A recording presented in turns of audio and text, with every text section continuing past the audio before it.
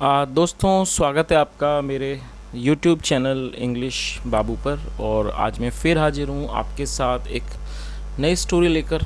और दोस्तों, जो स्टोरी आज मैं आपके लिए लेकर आया हूँ ये एक शॉर्ट स्टोरी है और ये एक छोटी स्टोरी है, लेकिन बहुत ही अच्छी कहानी है, बहुत ही अच्छे मॉरल के साथ। और इस स्टोरी के अंदर आपको कुछ नए इंग्लिश के वर्ड मीनिंग सीखने को मिलेंगे, उनकी करेक्ट प्रोनाउंसिएशन के बारे में पता चलेगा। और जो इसका ग्रामर का स्ट्रक्चर है उसे हम बिल्कुल ही डिटेल में कवर करेंगे, तो ग्रामर के एक एक स्ट्रक्चर को आप बहुत आसानी से सीख पाएंगे। तो चलिए दोस्तों, आज की इस कहानी को हम शुरू करते हैं। और सबसे पहले कहानी का टाइटल देखते हैं। कहानी का टाइटल है द थ्री थीव्स। क्या मतलब हुआ दोस्तों? ये जो वर्ड है ये थीफ का प्लूरल नाउन है, THIEF। थीफ का मतलब होता है चोर, जो कि एक नाउन है, और ये उसका प्लूरल नाउन है थीव्स। तो क्या मतलब हुआ? द थ्री थीव्स, मतलब कि तीन चोर। तो दोस्तों, ये इस कहानी का टाइटल है, शीर्षक है। और अब मैं इसे पढ़ना शुरू करता हूँ। और मेरी आपसे रिक्वेस्ट है, आप इसे बिल्कुल ध्यान से सुने। और यदि आपको कोई नया वर्ड या फिर कोई भी ग्रामर का नया स्ट्रक्चर देखने को मिले तो आप उसे नोट भी ज़रूर करें। तो चलिए इसको शुरू करते हैं।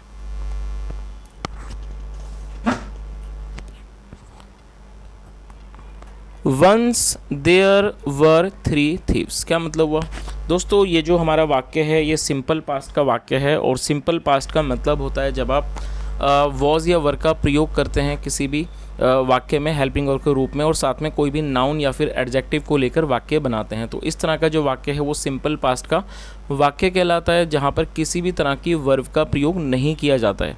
उसके अलावा यहाँ पर आपको एक और चीज़ पर ध्यान देना है कि यदि कोई भी ऐसा वाक्य जिसकी शुरुआत देयर से होती है सिंपल प्रेजेंट या सिंपल पास्ट में, तो वहाँ पर देयर का कोई अलग से अर्थ नहीं निकाला जाता है। तो इस लाइन का क्या अर्थ हुआ? वंस, एक बार, देयर वर थ्री थीव्स, मतलब एक बार तीन चोर थे।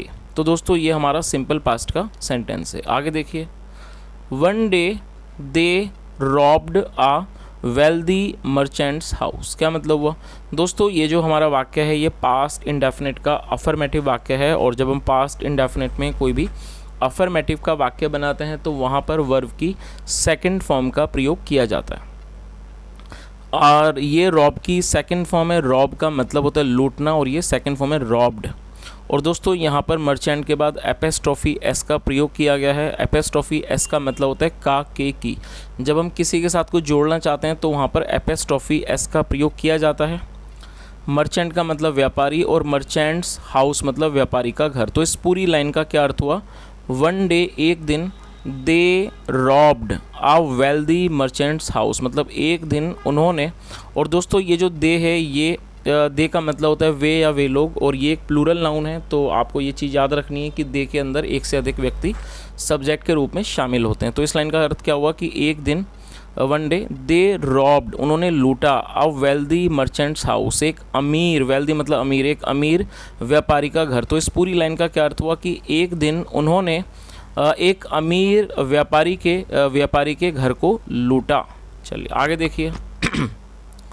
Then they all went in a deep forest outside the city to share the wealth amongst themselves. क्या मतलब हुआ? और दोस्तों, ये भी हमारा पास्ट इंडेफिनिट का ही अफर्मेटिव वाक्य है, और ये एक लंबा सेंटेंस है, तो हम इसको तोड़ तोड़ के पढ़ेंगे ताकि आप इसको अच्छे से समझ सकें। देन का मतलब होता है फिर। देन दे ऑल मतलब कि वे सब। तो यहाँ सब के बारे में बात हो रही है। दे ऑल मतलब वे सब। वेंट, और ये गो की सेकंड फॉर्म में वेंट चले गए। इन अ डीप फॉरेस्ट मतलब एक गहरे जंगल में, मतलब कि जंगल के बहुत भीतर चले गए, वो बहुत अंदर चले गए। आउटसाइड द सिटी, जो कि शहर से बाहर था। टू शेयर का मतलब होता है साझा करना, किसी चीज़ का बंटवारा करना, बांटने के लिए, बंटवारा करने के लिए। द वेल्थ, उस संपत्ति को। अमंगस्ट दैमसेल्व्स मतलब आपस में।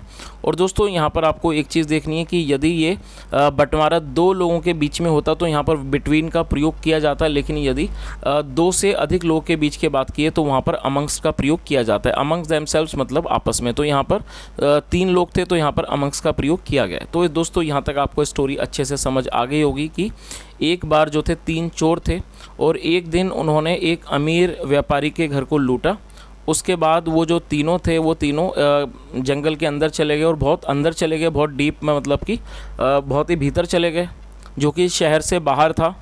क्यों चले गए? To share the wealth among themselves, ताकि वो उस वेल्थ को, उस संपत्ति को वो आपस में उसका बंटवारा कर सकें। चलिए आगे देखिए। Before doing so they felt hungry, क्या मतलब हुआ?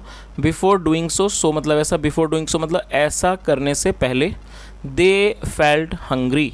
दोस्तों ये भी हमारा पास्ट इंडेफिनिट का अफर्मेटिव वाक्य है। FEEL, फील का मतलब होता है महसूस करना या फिर लगना, और ये सेकंड फॉर्म है फेल्ट। दे फेल्ट हंग्री, और फील हंग्री मतलब भूख लगना। दे फेल्ट हंग्री, उन्हें भूख लगी। तो इस पूरी लाइन का क्या अर्थ हुआ? Before doing so they felt hungry मतलब ऐसा करने से पहले उन्हें भूख लग गई। सो इसलिए one of them went to the city to get food, क्या मतलब हुआ? दोस्तों वन ऑफ दैम, ये यहाँ पर इसको सब्जेक्ट के रूप में प्रयोग किया गया है, और आपको ये चीज़ समझनी होगी कि जब हम किसी ग्रुप के अंदर से किसी एक पर्टिकुलर सब्जेक्ट को छांटते हैं तो वहाँ पर उसको सेग्रीगेट करने के लिए हमें ऑफ का प्रयोग करना होता है। तो इस लाइन का क्या अर्थ हुआ? सो इसलिए वन ऑफ दैम मतलब उनमें से एक, वेंट चला गया, टू द सिटी शहर चला गया, टू गेट फूड खाने को लाने, मतलब भोजन को लाने के लिए। तो इस पूरी लाइन का क्या अर्थ हुआ कि इसलिए जो उनमें से एक था, one of them went to city to get food, वो शहर चला गया खाना लाने के लिए। चलिए आगे देखिए।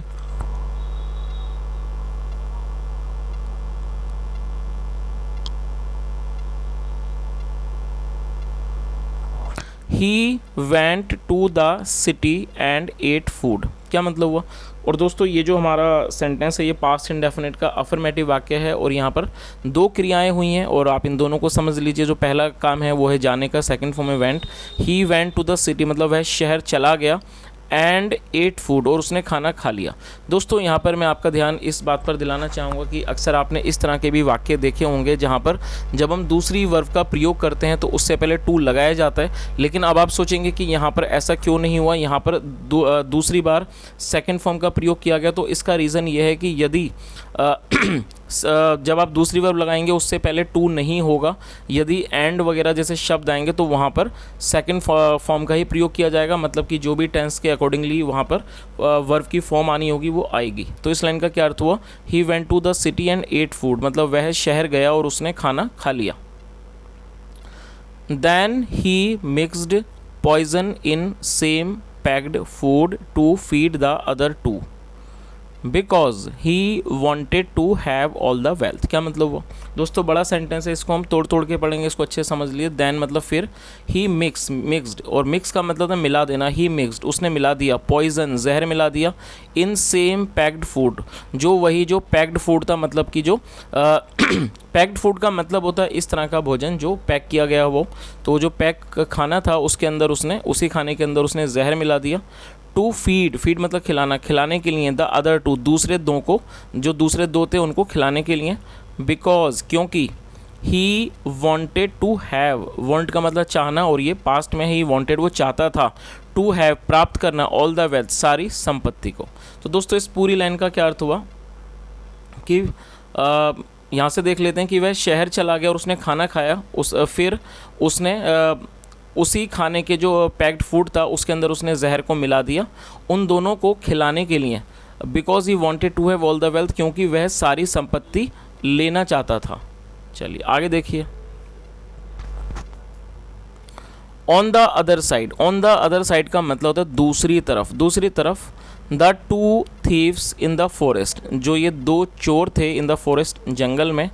ऑल्सो मेड अ प्लान, और मेड का ऑल्सो मतलब भी, ऑल्सो मेड अ प्लान मतलब उन्होंने भी एक योजना बनाई। तो इस पूरी लाइन का क्या अर्थ हुआ कि on the other side the two thieves in the forest also made a plan मतलब दूसरी तरफ जो दो चोर थे जंगल में उन्होंने भी एक योजना बनाई।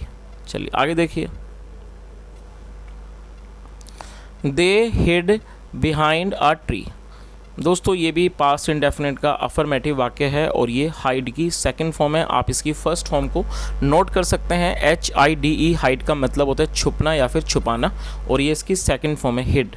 दे हिड, दे मतलब वह छिप गए, बिहाइंड ए ट्री एक पेड़ के पीछे। They hid behind a tree मतलब वह एक पेड़ के पीछे छिप गए। When the other thief came with the food they stabbed him to death. क्या मतलब हुआ? When the other thief came मतलब जब वो दूसरा जो चोर था वो आया, विद द फूड मतलब जब वो खाने को लेकर आया, खाने के साथ आया, दे स्टैब, स्टैब का मतलब होता है कोई नुकीली चीज़ से वार करना, नुकीली चीज़ को मारना। दे स्टैब्ड हिम टू डेथ मतलब उन्होंने उसकी चाकू मारकर हत्या कर दी। देन फिर they happily sat down to eat the food. क्या मतलब हुआ? और दोस्तों ये जो हमारा वर्ड है हैप्पीली, ये एक एडवर्ब है और एडवर्ब का मतलब होता है ऐसा कोई भी शब्द जो किसी वर्ब की विशेषता को बताए उसे एडवर्ब कहा जाता है। और आप देखेंगे तो जो ज़्यादातर एडवर्ब हैं वो एल पे ख़त्म होते हैं। देन मतलब फिर दे हैप्पीली सैट डाउन, वो खुशी से नीचे बैठ गए, टू ईट द फूड, खाना खाने के लिए। तो दोस्तों यहाँ तक आपको कहानी अच्छे से समझ आ गई होगी कि जो एक बार जो 3 चोर थे उन्होंने एक बार एक अमीर व्यापारी के घर को लूटा और उसके बाद वो तीनों एक जंगल में चले गए ताकि वो उस सामान को, उस संपत्ति को आपस में बांट सकें। और ऐसा करने से पहले उन लोगों को भूख लगी और जो उनमें से एक था वो शहर चला गया खाना लाने के लिए। वह शहर गया, उसने खाना खाया और उसके बाद उसने क्या किया कि उसी खाने के पैकेट में उसने जहर मिला दिया, क्योंकि वह चाहता था कि वो सारी संपत्ति को हासिल करे। और दूसरी तरफ जो बाकी जो 2 चोर थे वो जो जंगल में थे उन्होंने भी एक योजना बनाई और उन्होंने क्या किया कि वो एक पेड़ के पीछे छिप गए। और जब वो जो चोर जो शहर से वापस आया था खाना लेकर, उन्होंने क्या, जब वो वापस आया तो उन्होंने उसकी चाकू मारकर हत्या कर दी, उसको मार दिया। उसके बाद वो खुशी से खाना खाने के लिए बैठ गए। चलिए दोस्तों आगे अब हम देखते हैं आगे इस स्टोरी में क्या होता है। But as soon as they ate it they fell dead as the food was poisoned. क्या मतलब हुआ? एज सुन एज का मतलब होता है जैसे ही, बट लेकिन एज सुन एज जैसे ही, दे एट इट उन्होंने इसे खाया। और जो इट है वो खाने के लिए प्रयोग किया गया है प्रोनाउन के रूप में। But as soon as they ate it मतलब जैसे ही, लेकिन जैसे ही उन्होंने उसे खाया, दे फेल डेड मतलब कि उनकी मृत्यु हो गई। एज जैसे कि, द फूड वॉज पॉइजन जो खाना था, जो भोजन था, वॉज पॉइजन वो विषाक्त था, मतलब कि उसमें जहर मिला हुआ था, वो जहरीला खाना था। सो इसलिए all of them fell victims of their evil ways। क्या मतलब हुआ? so all of them इसलिए so all of them fell victims जो थे वो victims बन गए, पीड़ित हो गए, of their evil ways। तो इस पूरी लाइन का क्या अर्थ हुआ? so all of them fell victims of their evil ways। इसलिए वो जो थे वो सब अपने बुरे कामों के, जो उनके बुरे कारनामे थे, जो evil ways थे, उसके वो शिकार हो गए। तो दोस्तों इस तरह से ये कहानी ख़त्म होती है और बहुत ही अच्छे मॉरल के साथ हमने जैसा इस कहानी के अंदर देखा, वो जो तीनों चोर थे उन्होंने चोरी की जो कि एक बुरा काम था, और उसके बाद जब उन्होंने आपस में उस चीज़ को बंटवारा करना चाहा तो वहाँ पर भी उन्होंने एक दूसरे के साथ बेईमानी करने की कोशिश की, और जो उनके तीनों के जो बुरे इरादे थे और जो उनके जो बुरे काम थे जिसकी सज़ा उन्हें आखिरकार मिल ही गई, जिससे हमें पता लगता है कि यदि व्यक्ति कोई भी बुरा काम करता है तो उसका अंत भी बुरा ही होता है। तो दोस्तों ये आज की एक छोटी सी कहानी थी और मैं उम्मीद करता हूँ कहानी आपको अच्छी लगी होगी। और यदि मेरा पढ़ाने का प्रयास भी आपको अच्छा लगा हो तो आपसे रिक्वेस्ट है वीडियो को ज़रूर लाइक करें, शेयर करें, चैनल को भी सब्सक्राइब करें और कमेंट करके ज़रूर बताएं यदि आज की स्टोरी में आपने कोई भी नया वर्ड सीखा हो या आपका कोई भी सुझाव हो। सुनने के लिए thank you so much. Have a nice day and bye.